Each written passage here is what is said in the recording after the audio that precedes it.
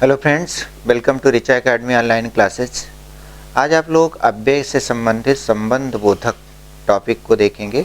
संबंध बोधक टॉपिक अव्यय के अंतर्गत आता है। इसके पहले की क्लास में हम बताए थे संबंध बोधक अव्यय तीन प्रकार का होता है, जिसमें से आज दूसरा यानी संबंध बोधक क्या होता है इसके बारे में डिटेल चर्चा होगी। अब अगर संबंध बोधक की बात करें तो सबसे पहला क्वेश्चन आता है कि संबंध बोधक कहते किसको हैं। संबंध बोधक किसे कहते हैं? संबंध बोधक मतलब होता है कि जो किसी न किसी रूप में एक शब्द का दूसरे शब्द से, एक संज्ञा का दूसरे शब्द से, एक सर्वनाम का दूसरे शब्द से, यानी मूल रूप में एक शब्द का दूसरे शब्द से जो संबंध प्रकट करते हुए अपनी स्थिति बताए, उसको हम संबंध बोधक कहते हैं। अब इसको अगर परिभाषित करना हो संबंध बोधक क्या होता है, तो हम कह सकते हैं कि जो अव्यय किसी संज्ञा के बाद आकर उस संज्ञा का संबंध वाक्य के दूसरे शब्द से दिखाते हैं, उन्हें हम संबंध बोधक शब्द कहते हैं। फिर से सुन सकते हैं, जो अव्यय किसी संज्ञा के बाद आकर, ध्यान देंगे, अव्यय मतलब जिसका कभी कोई व्यय ना हो, जो अव्यय किसी संज्ञा के बाद आकर उस संज्ञा का संबंध वाक्य के दूसरे शब्द से दिखाते हैं, उनको हम संबंध बोधक कहते हैं। जैसे कैसे एक दूसरे शब्द से वो संबंध दिखाते हैं, किस तरह से व्यक्त करते हैं। जैसे हम कहें कि विद्यालय के सामने पार्क है। जैसे मान लीजिए कहा जाए कि विद्यालय के सामने पार्क है, के सामने पार्क है। अब विद्यालय के सामने पार्क है, इसका मतलब विद्यालय और पार्क के बीच का संबंध किस रूप में बन रहा है? के सामने के रूप में। दोनों के बीच सामने के रूप में एक जो बोला गया कि के सामने पार्क, इसका मतलब है कि पार्क और विद्यालय के बीच में, यानी एक संज्ञा का दूसरे संज्ञा के बीच में संबंध प्रस्तुत कर रहा, प्रकट कर रहा के सामने आकर। इस तरह से ये के सामने क्या हो गया? संबंध बोधक, जो अव्यय के अंतर्गत आएगा। इसी तरह से अगर हम कहें कि कुर्सी के ऊपर बच्चा बैठा है, कुर्सी पर या कुर्सी के ऊपर? कुर्सी के ऊपर कुर्सी के ऊपर बच्चा बैठा है, बच्चा बैठा है। अब देखिए, इसमें पूछा जाए कि संबंध बोधक क्या है, तो कुर्सी एक संज्ञा हो गया, तो संज्ञा के बाद आकर उस दूसरे संज्ञा से जो संबंध प्रस्तुत करता है, स्थापित करता है, या किसी सर्वनाम के बाद आकर दूसरे सर्वनाम से जो संबंध बताता है, उसको संबंध बोधक कहते हैं। तो यहाँ देखिए, कुर्सी और बच्चे के बीच का संबंध कैसा बन रहा है? के ऊपर के रूप में संबंध बन रहा है। तो के ऊपर के रूप में जो संबंध बना, इसी को हम संबंध बोधक कहेंगे। इसमें देखा जाए तो के सामने के रूप में संबंध बना, संबंध बोधक कहा जाएगा। इसी तरह से अगर हम कहें कि कमरे के अंदर चोर छिपा है, कमरे के अंदर चोर छिपा है, कमरे के अंदर चोर छिपा है, अंदर चोर छिपा है, चोर छिपा है। अब इसमें देखिए संबंध बोधक क्या है? कमरा और चोर ये दोनों संज्ञा हो गया, या एक कर्ता का दूसरे संज्ञा से आपस में संबंध कैसे बन रहा है? के अंदर का। तो ये जो के अंदर का संबंध बना, इसको भी हम संबंध बोधक शब्द कहेंगे, संबंध बोधक शब्द कहा जा सकता है। इस तरह से आप लोगों ने देखा कि संबंध बोधक कैसे सेंटेंस में यानी वाक्य में आता है, इसकी क्या क्या भूमिका होती है, इसके बारे में एक डिटेल। अब प्रश्न उठता है कि संबंध बोधक कितने प्रकार के होते हैं। तो आप लोग चाहे तो ऐसे लिख लीजिए कि प्रमुख संबंध बोधक अव्यय या संबंध बोधक के प्रकार। हेडिंग बनाएंगे संबंध बोधक के प्रकार। प्रकार किसके प्रकार? संबंध बोधक के, संबंध बोधक के प्रकार। अब संबंध बोधक किसके अंतर्गत आएगा? ये आता है, इसके पहले की क्लास में आप लोगों ने देखा था कि इसको ये अव्यय के अंतर्गत आता है। अव्यय क्या होता है? जो कभी व्यय ना हो, जिसके ऊपर लिंग वचन या किसी भी रूप में किसी शब्द का कोई प्रभाव न पड़े, लिंग वचन का कोई प्रभाव न पड़े, पुरुष का कोई प्रभाव न पड़े, यानी वो सदा सर्वदा अपने स्वरूप में बना रहे, उसको हम अव्यय कहते हैं। अब संबंध बोधक कितने प्रकार का होता है आप लोग देखेंगे। कुछ किताबों में 4 प्रकार बता दिया गया, कुछ जगह कुछ लोग 5 प्रकार लिखे, कुछ लोग 6 प्रकार लिखे हैं। लेकिन हिंदी व्याकरण अगर चलें, वास्तविक स्वरूप को इसको पहचाने, तो ये मूलतः 14 प्रकार का होता है। 2-4 प्रकार का नहीं होता, 14 प्रकार का होता है संबंध बोधक। अब 14 प्रकार का कैसे होता है, इसी को आइडेंटिफाई करना, इसी को पहचानना है, जो परीक्षा में पूछ लिया जाता है। विभिन्न प्रकार की परीक्षाओं में जिसका किसी न किसी रूप में समावेश होता है, पूछा जाता है। और जानकारी के अभाव में जिसको नहीं पता होता है उस यही पहचान ही नहीं पाते स्टूडेंट कि संबंध बोधक क्या होता है। यहाँ तक कि टीजीटी, पीजीटी या नेट जेआरएफ जैसी परीक्षाओं में भी यहाँ से क्वेश्चन बहुत ही इम्पॉर्टेंट रूप में बनते हैं। 14 प्रकार का होता है। तो सबसे पहली बात इसमें ये जानना है कितने प्रकार का होता है। कितने प्रकार में आप कह सकते हैं संबंध बोधक कुल 14 प्रकार का होता है। और 14 प्रकार में कौन कौन होता है, एक एक का हम विश्लेषण करेंगे, एक एक की चर्चा करेंगे। आप लोग देखते चलिए, समझते चलिए। सबसे पहले आते हैं एक स्थान वाचक संबंध बोधक। पहली हेडिंग आप बना सकते हैं। देखिए हम पढ़ा रहे हैं, आप लोग अपना नोट्स बनाना चाहें कोई ज़रूरी नहीं कि हम सारी चीज़ें यहाँ लिखें। आप नोट्स बनाते चलिए, नोट करते चलिए, लिखते चलिए, काम आएगा। एक जगह सारी चीज़ें एक साथ नहीं मिल पाती, कॉन्सेप्ट नहीं क्लियर होता, क्वेश्चन गलत करके चले आते, तो आप लोग एक कॉपी कलम लेकर बैठिए, इसको नोट भी करते चलिए। सबसे पहले आएगा स्थान बोधक या स्थानवाचक भी कह सकते हैं। स्थान बोधक, स्थानवाचक या स्थानबोधक, संबंध बोधक। अब स्थानवाचक क्या होता है? स्थानवाचक का मतलब होता है, जैसा कि इसके शब्द से ही स्पष्ट हो जा रहा है, कि जो स्थान का वाचन कराए, जिससे किसी न किसी रूप में स्थान का बोध कराए, यानी प्रत्यक्ष या प्रत्यक्ष रूप में देखने में जो क्रिया विशेषण जैसा स्थानवाचक क्रिया विशेषण लगे लेकिन संबंध बोधक का कार्य करे। जैसे कुछ अगर संबंध बोधक स्थानवाचक के रूप में लें तो हम कह सकते हैं कि आगे, पीछे, निकट, समीप, सामने, बाहर, ये सब स्थानवाचक संबंध बोधक हैं। आगे, पीछे, निकट, सामने, बाहर, ये सब किसी न किसी स्थान को बता रहे हैं। जैसे हम कहें कि मेरे घर के सामने बगीचा है, मेरे घर के सामने बगीचा है, घर के सामने बगीचा है। अब इसमें से परीक्षा में क्वेश्चन कैसे बनेगा कि इस दिए गए वाक्य में किस प्रकार का संबंध बोधक है, या कभी कभी तो बहुत आसान अगर क्वेश्चन बनाया जाएगा तो केवल इतना ही पूछ लिया जाएगा कि इसमें के सामने जैसे अंडरलाइन कर दिया गया, रेखांकित कर दिया गया, इसमें पूछा जाएगा कि के सामने किस प्रकार का ये पार्ट्स ऑफ स्पीच है, यानी किस प्रकार का शब्द है, किस प्रकार का शब्द भेद के अंतर्गत किस प्रकार के शब्दों में इसको हम रखेंगे। तो के सामने देखने में संबंध बोधक तो ये संबंध बोधक है। कारण क्या है कि घर और बगीचे के बीच का संबंध के सामने के रूप में बन रहा है, और के सामने के रूप में जो संबंध बन रहा है इसमें स्थान को बताया जा रहा है, इसलिए इसको हम कह सकते हैं कि स्थानवाचक संबंध बोधक। इस तरह से के सामने आ जाए या के बाहर आ जाए, के निकट आ जाए, के पीछे आ जाए, के आगे आ जाए। जैसे हम कहें कि आपके पीछे एक लड़का खड़ा है, अब आपके पीछे एक लड़का खड़ा है तो इसका मतलब पीछे कौन सा संबंध बोधक है? आप कहेंगे स्थान को इंडिकेट कर रहा है, इसका मतलब है कि ये भी स्थान बोधक या स्थानवाचक संबंध बोधक हो गया। उसके घर के बाहर कुछ सज्जन लोग खड़े हैं। अब घर के बाहर क्या हो गया? ये भी एक स्थानवाचक संबंध बोधक हो गया। तो इस प्रकार से जिन शब्दों के माध्यम से संबंध स्थापित होते हुए नाउन यानी संज्ञा के बीच संबंध, संज्ञा सर्वनाम के बीच संबंध स्थापित होते हुए किसी न किसी रूप में स्थान का वाचन कराए, स्थान का बोध कराए, उसको हम स्थानवाचक संबंध बोधक कहते हैं। दूसरा होता है दिशावाचक संबंध बोधक। दूसरा दिशावाचक संबंध बोधक। दिशावाचक मतलब क्या हुआ? शब्दों से ही आप पकड़ सकते हैं जो किसी न किसी रूप में दिशा का वाचन कराए। अब दिशा का कैसे? यानी एक तरह से ये भी कहीं न कहीं अप्रत्यक्ष रूप में स्थान का भाव स्पष्ट करता है, लेकिन जब दिशावाचक कहा गया तो इसमें स्थानवाचक नहीं आएगा। दिशावाचक मतलब जैसे कहा जाए कि आसपास, और, तरफ, दाहिने, बाएं, ऊपर, नीचे, जहाँ पर भी दिशा का बोध हो उसको हम दिशावाचक कहेंगे। जैसे हम कहें कि आपके दाएं कुछ लड़के खड़े हैं, या आपके दाएं कुछ विद्यार्थी खड़े हैं। अब कोई जरूरी नहीं है कि उत्तर, दक्षिण, पूर्व, पश्चिम यही दिशा को बताता है। तो आपके दाएं कुछ विद्यार्थी, दाएं क्या बताया? इसका मतलब दाहिनी दिशा में बताया जा रहा, बाएं बोला गया बाएं दिशा में बताया जा रहा। तो इस तरह से अगर किसी दिशा का भी बोध होने लगे बोलते, पढ़ते, लिखते समय, तो वो दिशा बोधक संबंध बोधक के अंतर्गत आएगा, दाएं। अब जैसे एक दो एग्जाम्पल और हम ले सकते हैं। आपके आसपास, यहाँ दिशा स्पष्ट नहीं हो रही लेकिन अस्पष्ट, आपके आसपास कुछ पेड़ पौधे भी दिखाई देते हैं।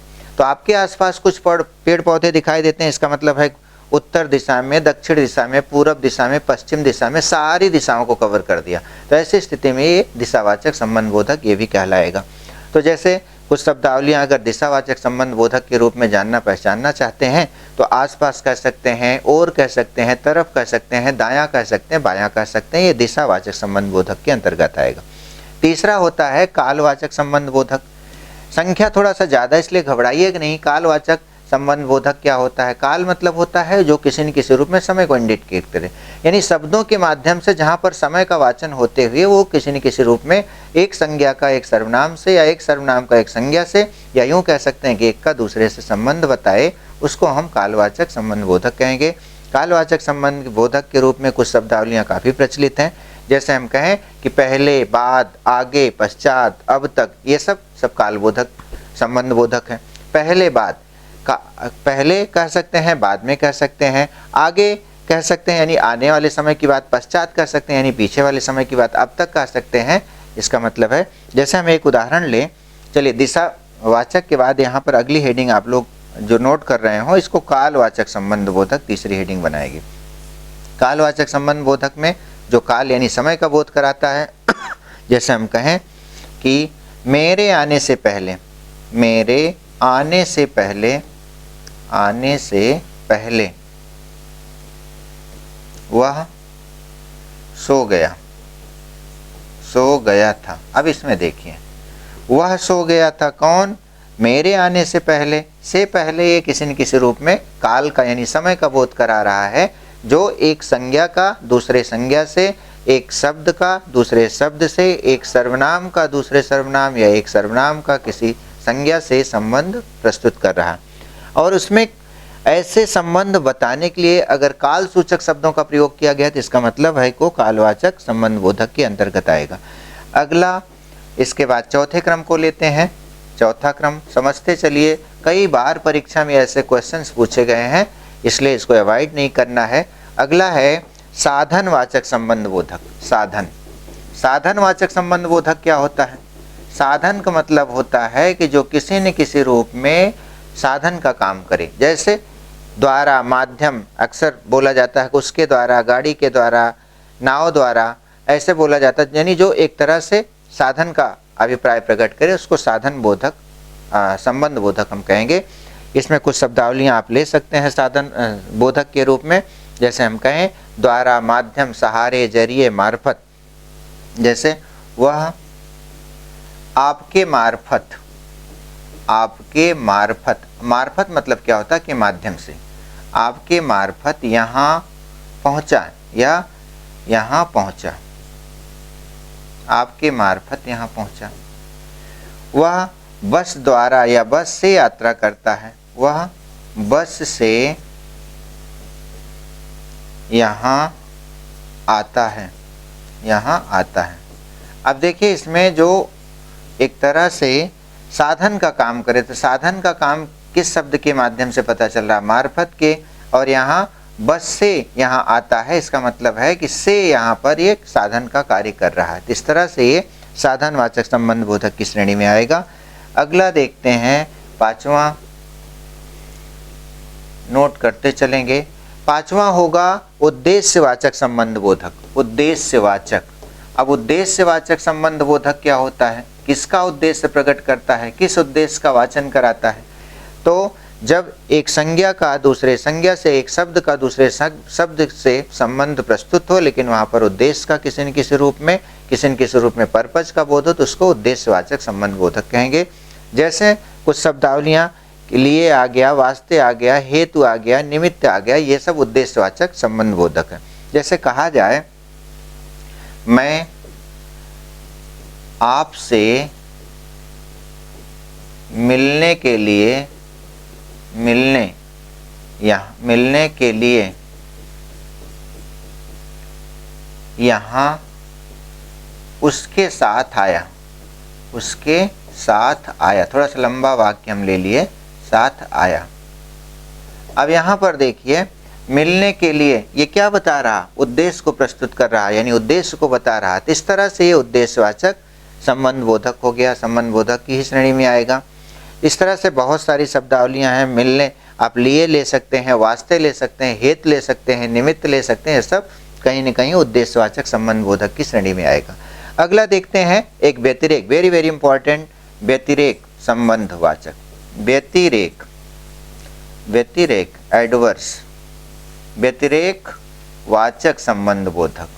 अब व्यतिरेक वाचक संबंध बोधक क्या होता है? जो किसी न किसी रूप में व्यतिरेक यानी एक तरह से अलग भाव को प्रस्तुत करता है। जैसे कुछ शब्दावलियां व्यतिरेक के रूप में अलावा हो गई, अतिरिक्त हो गई, सिवा हो गया, वगैर हो गया, बिना हुआ, रहित हुआ। अगर इन सब शब्दों का प्रयोग किसी वाक्य में किया जा रहा है एक शब्द से दूसरे शब्द के बीच में जोड़ने के लिए, तो उसको हम व्यतिरेक वाचक संबंध बोधक कहेंगे। जैसे कहा जाए रोहित के अलावा मोहन भी अपने गांव गया, मोहन के अलावा, रोहित के अलावा मोहन भी अपने गांव गया, ये भी व्यतिरेक वाचक हो गया। इसके सिवा अब मुझे कुछ नहीं सूझता, आपके बिना, जैसे चलिए दूसरा वाक्य ले लेते हैं, जैसे सोहन के बिना, सोहन के बिना मोहन अब नहीं रह सकता, अब नहीं रह सकता, नहीं रह सकता। अब सोहन के बिना मोहन अब नहीं, के बिना जो शब्द आया तो ये बता रहा है कि व्यतिरेक वाचक। इस तरह से कुछ शब्दों को दिमाग में बैठा लीजिए। व्यतिरेक वाचक में अलावा एक शब्द बहुत बहुत वेरी वेरी इंपॉर्टेंट है, अतिरिक्त हो गया, सिवा हो गया, वगैर हुआ, बिना हुआ, रहित हुआ, ऐसे शब्दों को हम व्यतिरेक वाचक संबंध बोधक की श्रेणी में रखेंगे। अगला यानी सातवां क्या होता है? सातवां विनिमय वाचक, विनिमय वाचक संबंध बोधक। हम बताए, घबराइए कि नहीं, कुल 14 हैं, 14 को आप समझ लीजिए कि व्यतिरेक वाचक की श्रेणी में क्या आएगा। व्यतिरेक वाचक, अच्छा व्यतिरेक वाचक संबंध बोधक तो आप देख लिए, इसके बाद फिर देखना है विनिमय वाचक, विनिमय वाचक संबंध बोधक, विनिमय वाचक। अब विनिमय वाचक संबंध बोधक क्या होता है? विनिमय मतलब होता है एक्सचेंज कह सकते हैं इंग्लिश में, जैसे के बदले में, एवज में, स्थान पर, जगह पर। जैसे हम कहें कि अपने या उस, चलिए अपने ही ले लेते हैं, अपने भाई के स्थान पर, अपने भाई के स्थान पर, स्थान पर वह मुझसे मिलने आया, मुझसे मिलने आया, मिलने आया। अब इसमें देखिए, आप अपने भाई के स्थान पर वो मुझसे मिले हैं, तो अपना भाई क्या एक तरह से संज्ञा है, वह भी ये सर्वनाम है। दोनों के बीच का संबंध कैसा बन रहा कि स्थान पर, ये जो शब्दावलियां लाई गई के स्थान पर, इसको हम विनिमय वाचक, इसका मतलब दूसरे के एक्सचेंज में, दूसरे के बदले में दूसरा कोई पहुंचा, तो विनिमय वाचक संबंध बोधक की श्रेणी में आएगा। तो इस तरह से विनिमय वाचक बहुत ज़्यादा महत्वपूर्ण नहीं है, लेकिन जानते रहिए, पढ़ना सब कुछ है। 14 है तो इसका मतलब है कि किसी को अवॉइड नहीं करना, 14 को ध्यान में रखना है। अगले संबंध बोधक पर चलते हैं, इसको सदृशवाचक संबंध बोधक, 8वां जो है उसको सदृशवाचक संबंध बोधक कहते हैं। सदृशवाचक क्या होगा?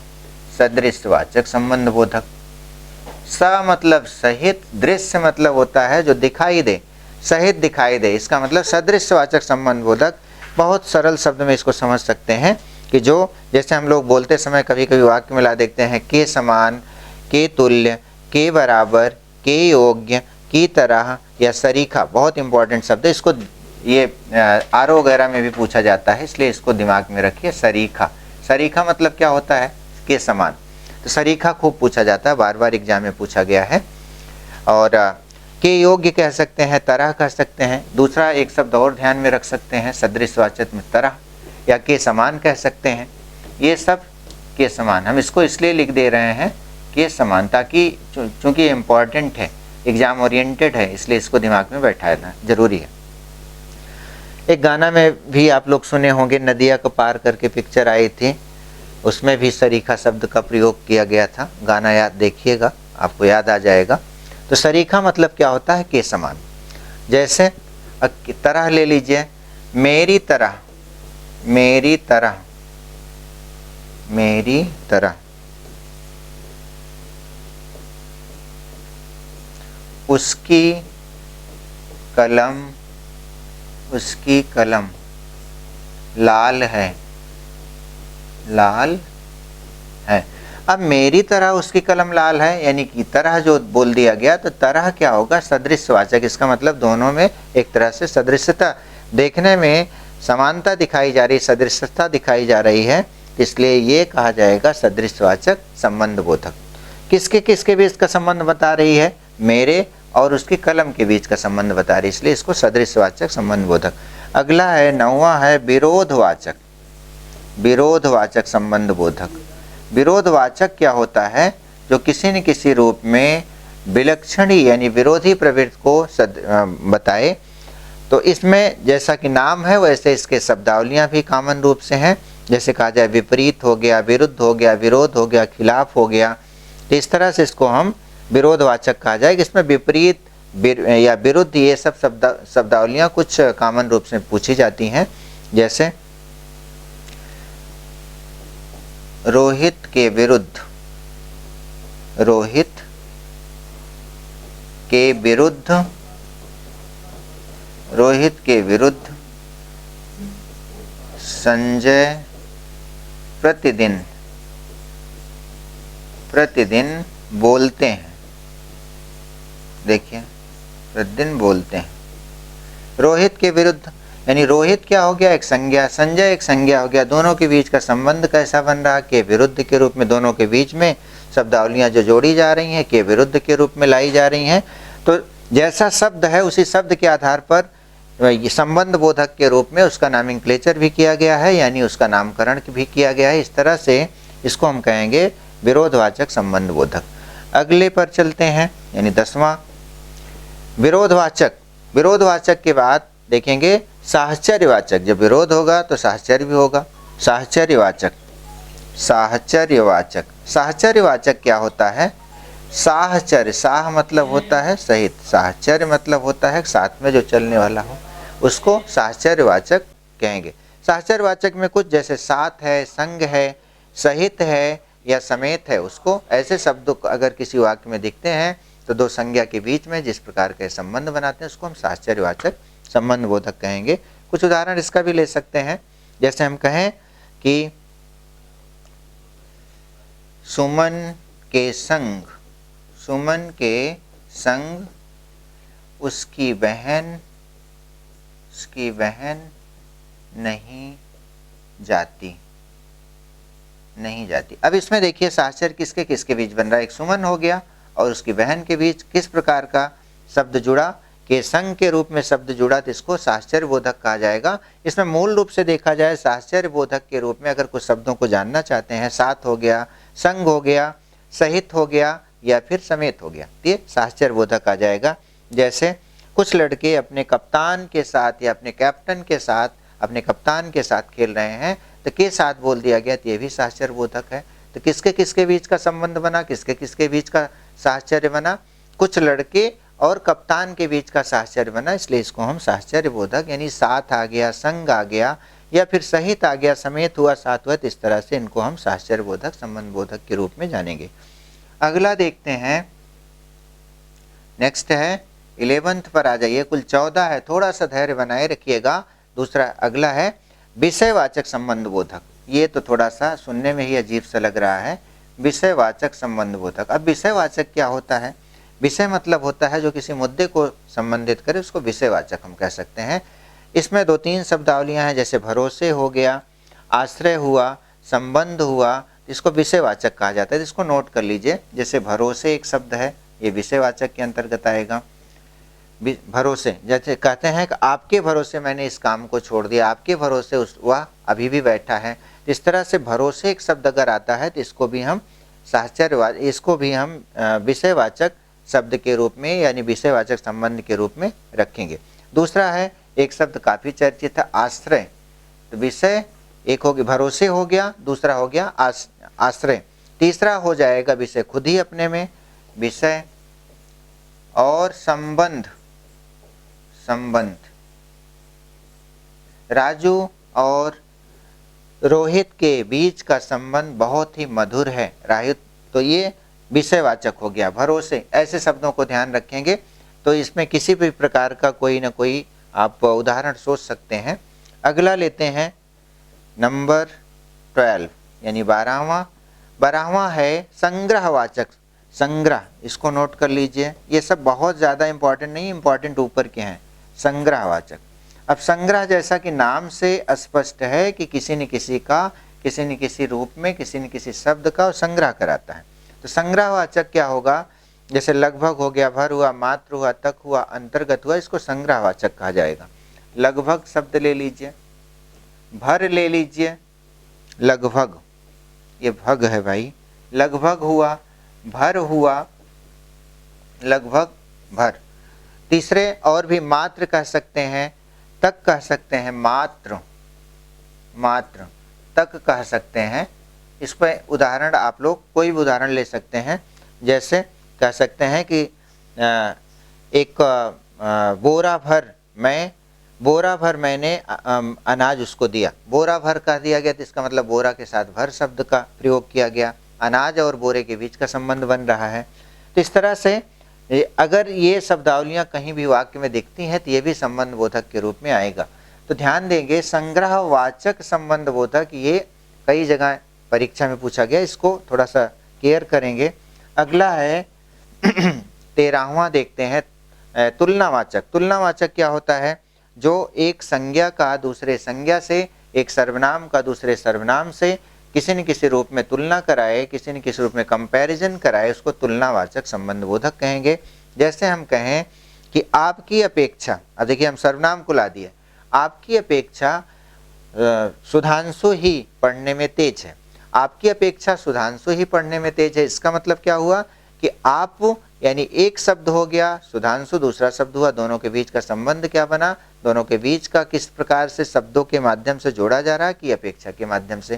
तो इसको हम कहेंगे, इसको तुलनावाचक कहा जाएगा। अगली हेडिंग पहले बना लीजिए, तुलनावाचक, तुलनावाचक संबंध बोधक। तुलनावाचक, तुलना मतलब कंपैरिजन कह सकते हैं। इसमें अगर कुछ शब्दावलियां लेना चाहें तो आप नोट कर सकते हैं कि अपेक्षा हो गया, वनस्पति हो गया, सक्षम हुआ, ये सब तुलनावाचक। ज़्यादातर अपेक्षा पूछा जाता है एग्जाम में, अपेक्षा। वीडियो के एग्जाम में वनस्पति दिया गया था, वनस्पति मतलब पेड़ पौधों की बात नहीं है, इसके पहले एक एग्जाम वीडियो का हुआ था, उसमें दिया गया था वनस्पत, इसको नोट कर सकते हैं, वनस्वत, वनस्पत दिया गया था, इसका मतलब वनस्पत नहीं, पेड़ पौधे नहीं है, इसका कंपैरिजन के रूप में, जैसे आपके वनस्पत वो यहाँ अधिक आता है। तो इस तरह से अपेक्षा या वनस्पत शब्द आता है, इसको हम तुलनावाचक कहेंगे। अगला है 14th है, 14वां है, लास्ट है। अगला कारणवाचक संबंध बोधक। कारण, कारणवाचक संबंध बोधक, इसका मतलब है कुछ शब्दावलियां वाक्य में ऐसी भी दिखती हैं जो किसी न किसी रूप में किसी कारण को इंगित करती है। एक संबंध, एक शब्द को दूसरे शब्द से कारण के रूप में जोड़ने का काम करती है, उसको हम कारणवाचक संबंध बोधक कहेंगे। कारणवाचक संबंध बोधक के रूप में अगर चर्चित शब्द को देखा जाए तो एक तो कारण हो गया, खुद ही अपने में कारणवाचक है, दूसरा है परेशानी से हो गया, तीसरा है मारे बोल देते हैं, और चौथा बोल देते हैं चलते। तो इसको नोट कर लीजिए, यहाँ से क्वेश्चन पूछा गया।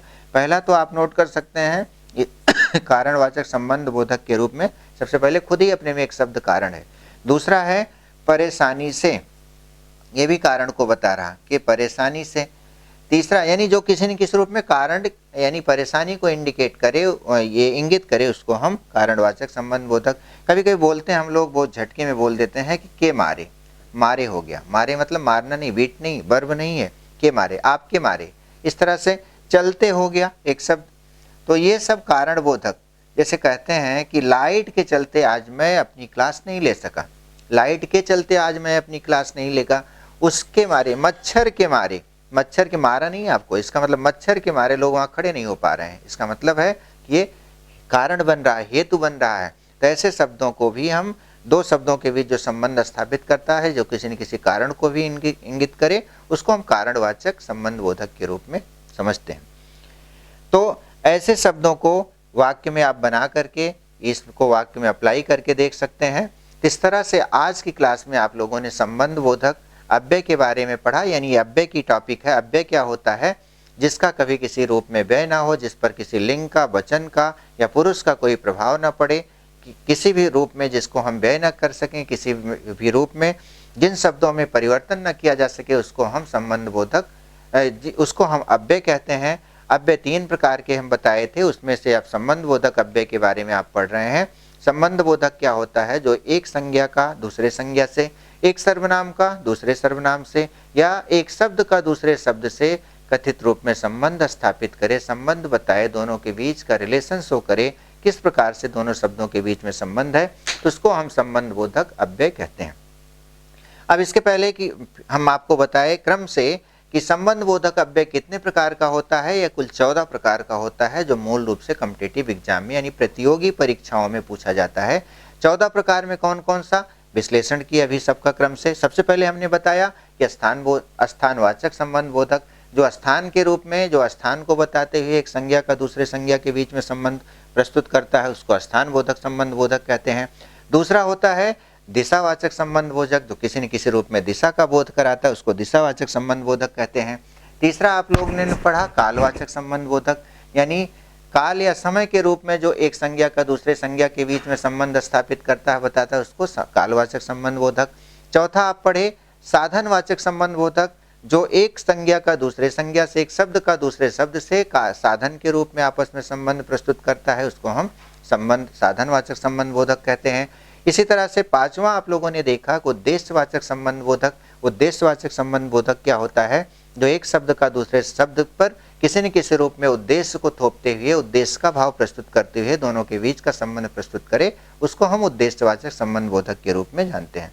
छठा आप लोगों ने देखा व्यतिरेकवाचक संबंध बोधक। व्यतिरेकवाचक संबंध बोधक क्या होता है? व्यतिरेक मतलब होता है एक तरह से हम कह सकते हैं कि एडवर्स इंग्लिश में, लेकिन इंग्लिश से आपका कोई मतलब नहीं है, जो थोड़ा सा अलग का भाव प्रस्तुत करे दो शब्दों के बीच में, उसको हम व्यतिरेकवाचक कहेंगे। व्यतिरेकवाचक शब्दों के रूप में या संबंध बोधक शब्दों के रूप में अगर कुछ शब्दों को आप लेना चाहते हैं तो आप कह सकते हैं कि व्यतिरेक में अलावा एक शब्द हो गया, बहुत अच्छा व्यतिरेक शब्द है। दूसरा अतिरिक्त हो गया, सिवा हो गया, वगैर हो गया, बिना हो गया, रहित हो गया, ये सारी शब्दावलियां व्यतिरेकवाचक संबंध बोधक के रूप में आएंगी। विनिमयवाचक संबंध बोधक क्या होता है? विनिमय मतलब होता है एक्सचेंज, इंग्लिश में कहते हैं आपस में अदला बदली। जैसे कुछ शब्दावलियां ले सकते हैं, बदले में, एवज में, स्थान पर, जगह पर, इसको हम विनिमयवाचक संबंध बोधक कहेंगे। जैसे आपके स्थान पर कुछ लड़के खड़े हैं, आपके स्थान पर आपका भाई मुझसे मिलने आया, तो इस तरह से अगर दो शब्दों के बीच में आपस में कोऑपरेशन प्रस्तुत करते हैं, संबंध बताते हैं, तो उसको हम व्यतिरेकवाचक संबंध बोधक के रूप में जानते हैं और विनिमयवाचक संबंध के रूप में जानते हैं। अगला आठवां आप पढ़े सदृशवाचक संबंध बोधक। सदृशवाचक संबंध बोधक क्या होता है? सदृश मतलब होता है कि समान वास्तव में देखा जाए, यानी जो एक तरह से कंपैरिजन करने पर, तुलना करने पर समानता या सदृशता को, एक समानता का भाव प्रस्तुत करे, उसको सदृशवाचक संबंध बोधक के रूप में हम जानेंगे। जैसे कुछ शब्दावलियां इसमें भी बड़ी चर्चित हैं, बहुत ज़्यादा इसका यूज होता है। कुछ शब्दावलियों को सदृशवाचक के रूप में देखें तो समान हो गया, तुल्य हो गया, बराबर हुआ, योग्य हुआ, तरह हुआ या सरीखा। वेरी वेरी वेरी इंपॉर्टेंट, इसके पहले भी हम आपको बताए थे। नौवां है विरोधवाचक संबंध बोधक। विरोधवाचक संबंध बोधक में कुछ शब्दावलियां जो विरोधी प्रवृत्ति को प्रस्तुत करने के लिए वाक्य में लाई जाती हैं और एक शब्द का दूसरे शब्द से संबंध प्रस्तुत करते, उसको हम विरोधवाचक संबंध बोधक कहेंगे। ये विरोधवाचक संबंध बोधक आप देखें कि ये अगर इसका क्रम देखना चाहते हैं, 9वें क्रम पर इसको हम बताए थे, ये विरोधवाचक संबंध बोधक। तो विरोधवाचक संबंध बोधक में कुछ शब्दों को अगर लेना चाहें तो आप कह सकते हैं कि विरोध है, विरुद्ध है, विपरीत है, खिलाफ है। ये सब शब्दावलियां जब हम वाक्य में लाते हैं, इनको हम विरोधवाचक संबंध बोधक के रूप में जानते हैं। इसके बाद 10वां पढ़े साहचर्यवाचक संबंध बोधक। साहचर्यवाचक संबंध बोधक क्या होता है? जो आपस में एक दूसरे के बीच में घनिष्ठता या साहचर्य को बताए, उसको साहचर्यवाचक संबंध बोधक शब्दों के रूप में अव्यय के अंतर्गत रखा गया है। इसमें अगर कुछ शब्दों को देखना चाहें, जानना चाहें तो साथ हो गया, संग हो गया, सहित हुआ, समेत हुआ, ये सब शब्दावलियां अगर वाक्य में यूज की जाती तो इसको हम साहचर्यवाचक संबंध बोधक के रूप में जानते हैं। 11वां है विषयवाचक संबंध बोधक। विषयवाचक संबंध बोधक क्या होता है कि जो एक मुद्दे को दूसरे मुद्दे से, यानी एक विषय को, एक संज्ञा को दूसरे संज्ञा से किसी विषय के रूप में प्रस्तुत करता है, उसको विषयवाचक संबंध बोधक कहेंगे। इसमें अगर कुछ शब्दों को लेना चाहते हैं तो अक्सर बोलते समय हम लोग प्रस्तुत कर देते हैं, शब्दों में उसको समाहित कर देते हैं, कहते हैं संबंध, विषय, आश्रय या भरोसे को विषयवाचक संबंध बोधक। जैसे आपके भरोसे मैंने ये काम लिया, आपके भरोसे वह वहाँ गया, आपके भरोसे सविता वहाँ खड़ी है, तो ऐसे शब्दों को अगर हम लाते हैं वाक्य में, इसको हम कहेंगे विषयवाचक संबंध बोधक। 12वां है संग्रहवाचक संबंधबोधक, संग्रह मतलब होता है आपस में इकट्ठा करना, एक जगह कलेक्ट करना। तो संग्रहवाचक संबंधबोधक क्या होगा, तो जहां पर संग्रह को यानी करीब करीब का भाव प्रस्तुत करे उसको संग्रहवाचक। तो इसमें थोड़ा सा इस शब्दों से हट करके यानी जो शब्दावलियां है इस संबंधबोधक के रूप में, ये लगता थोड़ा सा कुछ अलग जा रही। जैसे कहा जाए कि इसके अंतर्गत या इस भूभाग के अंतर्गत तो सारी चीजें आती है, तो अंतर्गत एक हो गया, दूसरा तक हो गया, मात्र हो गया, भर हो गया, लगभग हो गया, ये सब संग्रहवाचक संबंधबोधक की श्रेणी में आएंगे। सबसे ज्यादा जो इंपॉर्टेंट है इसमें अंतर्गत एक शब्द होता है जो संग्रहवाचक के अंतर्गत वाक्य में लाया जाता है। तुलनावाचक क्या होता है, जो कंपैरिजन को बताए, जैसे अपेक्षा, वनस्पत या सक्षम, समान, ये ऐसे शब्दों को अगर हम किसी वाक्य में लाते हैं तो उसको हम तुलनावाचक संबंधबोधक कहेंगे। लास्ट है कारणवाचक। कारण क्या होता है, जो किसी न किसी कारण को बताए उसको कारणवाचक संबंधबोधक कहेंगे। जैसे परेशानी से हो गया एक शब्द कारणवाचक के रूप में, के मारे हो गया, के चलते हो गया, ऐसे शब्दों को हम कारणवाचक संबंधबोधक के रूप में लेंगे। जैसे कहा जाए कि अभी हम उदाहरण लिए, गर्मी के चलते कुछ लोग यहाँ नहीं आ पा रहे हैं, गर्मी के चलते कुछ लोग यहाँ आने में असमर्थ हैं, तो गर्मी के चलते बोल दिया गया, तो इसको हम कहेंगे, इसका मतलब गर्मी ही निमित्त बन रहा है, गर्मी ही कारण बन रहा है, तो कुछ लोगों के ना आने का इसको हम कहेंगे कारणवाचक संबंधबोधक। इस तरह से अव्यय के अंतर्गत बहुत ही महत्वपूर्ण टॉपिक आप लोग आज देखे, संबंधबोधक। संबंधबोधक 14 प्रकार का, एक एक शब्दों के माध्यम एक एक शब्द हम विश्लेषित किए, एक एक शब्द का विश्लेषण किया गया। आप लोग ध्यान से देखिएगा, बहुत ही महत्वपूर्ण टॉपिक है, अव्यय के अंतर्गत आता है। इसको सारे स्टूडेंट्स नहीं समझ पाते हैं, कुछ ये कन्फ्यूजन में रहते हैं कि अव्यय क्या होता है। हम सारे कॉन्सेप्ट, जो लोग इस वीडियो को देख रहे हैं अगर अव्यय ना जानते, इसकी पहले वाली वीडियो अव्यय चैप्टर डालेंगे तो उसमें आपको मिल जाएगा। अव्यय के अंतर्गत हम सारी चीज़ें बता चुके हैं, और उसी अव्यय के अंतर्गत जब इसके पहले वाले क्लास हम दे रहे थे तो उसमें हम बताए थे क्रिया विशेषण। क्रिया विशेषण आप समझ लेंगे, जिसके बाद संबंधबोधक और अच्छे समझ में आएगा। आप लोग जो नए हो चैनल को ज़रूर सब्सक्राइब करें, शेयर करें, लाइक करें और बराबर चैनल पर बने रहें, देखते रहिए, लाभ उठाते रहिए। परीक्षा में जो चीज़ें आपके एग्ज़ाम ओरिएंटेड हम सारा सब कुछ एक सिस्टम से देते रहेंगे। फिर मिलते हैं अगली वीडियो में। धन्यवाद।